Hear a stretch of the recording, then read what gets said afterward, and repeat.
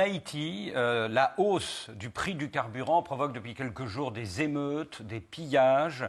Vous venez d'appeler toutes les parties à désamorcer la crise. Est-ce qu'il faut re-subventionner le carburant pour les populations les plus démunies? Et est-ce que le plan d'urgence de quelques millions de dollars dont vous venez d'obtenir le déblocage, est-ce que ce plan est à la hauteur des enjeux? Du point de vue, je dirais, des principes, je crois qu'on devrait subventionner les familles et pas les carburants.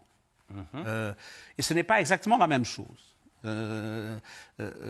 parce que ça permet aux familles d'obtenir les ressources dont elles ont besoin, et ça ne se traduit pas dans un bénéfice pour les combustibles fossiles.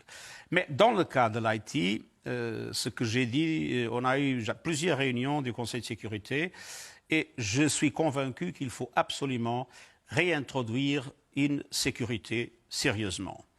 Et la proposition que j'ai mise sur la table, c'est qu'il faut vraiment un programme international d'appui à la formation et à l'équipement de la police, mais qu'il faudra avoir dans cette perspective une force robuste, capable de mettre fin à l'action des gangs.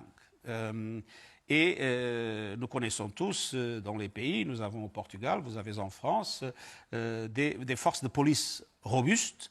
Et je crois qu'il nous faut avoir en Haïti, dans cette transition de formation et d'équipement d'une police qui pour le moment est inefficace, il faut avoir une force qui puisse vraiment mettre de l'ordre vis-à-vis une ville, notamment, mais aussi le pays, complètement contrôlé par des gangs. Ce ne sont pas des mouvements politiques, ce sont des gangs, malheureusement, infiltrés aussi par des gens liés au pouvoir économique et au pouvoir politique.